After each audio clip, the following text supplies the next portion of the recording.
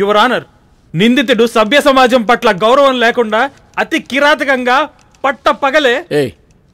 ఏంటయ్యా, పగలైనా అర్ధరాత్రి అయినా అదే శిక్ష. సెక్షన్ ఏంటో చెప్పు. 302 sir. Okay, proceed. Your honour, నిందితుడు ఎటువంటి జాలి దయ లేకుండా కర్కశంగా ఆటవికంగా. ఆగవయ్యా, ఇట్రా. సార్, ఎందుకయ్యా స్పీచ్లు? అంటే అది ఎవరైనా విట్నెస్లు ఉన్నారా? ఉన్నారు సార్. ఉంటే పిలిపించు స్టాండ్స్ లోకి. Okay sir. చెప్పు, ఎటువంటి భయం పక్షపాతం లేకుండా ఆ రోజు ఏం జరిగిందో. నువ్వాగు, నువ్వు చెప్పరా. ఆ రోజు ఏం చూసావు? అవు సాబ్, ఆ రోజు పొద్దునే లేచి పళ్ళు దోముకొని షాప్కి వెళ్ళి వస్తుంటే. ఒరే, నీ పేరు సచ్చాగౌడ్ కదా? అవును సాబ్. ఆల్రెడీ నీ మీద 4 గుడుంబ కేసులు పెండింగ్ లో ఉన్నాయి కదరా.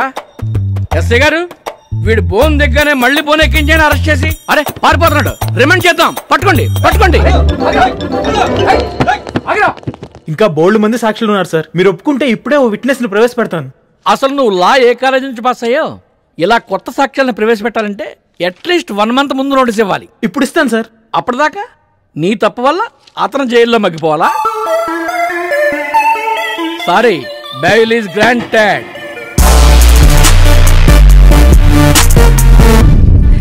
ఏమండి, కాఫీ ఏమైనా ఇమ్మంటారా?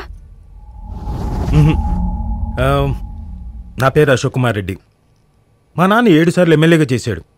ఒకసారి డిప్యూటీ సీఎంగా కూడా చేశాడు. నాకు ఈ ప్రజాసేవ రాజకీయం పెద్ద ఇంట్రెస్ట్ లేదు.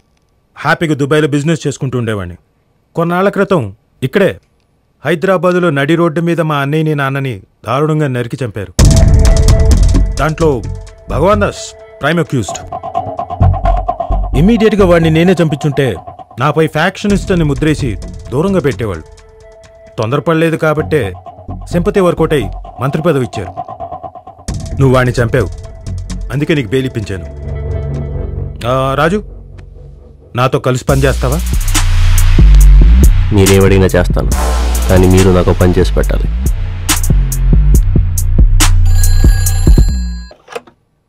సార్, నాయన్ మాట్లాడుతున్నాను సార్. మీకు హ్యూమన్ రైట్స్ కమిషన్ నుంచి మళ్ళీ నోటీసులు వచ్చాయి. ఇదంతా ఎవరో కావాలని చేసినట్టుంది.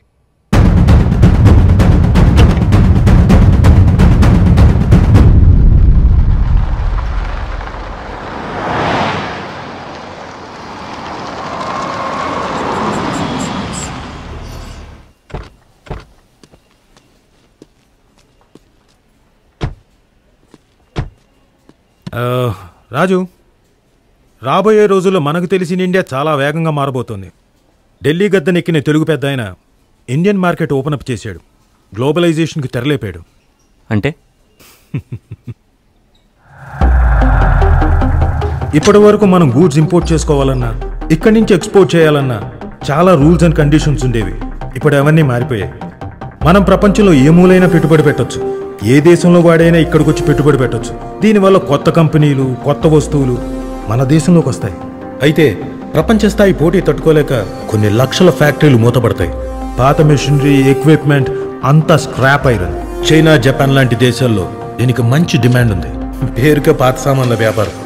In fact it's gold mine. త్వరలో ఇక్కడే హైదరాబాద్లో భారీ స్క్రాప్ ఐరన్ టెండర్ ఒకటి రాబోతుంది. ఆ టెండర్ మనం పాడితే ఇక మనం వెనక్కి తిరిగి చూసుకోక్కర్లేదు.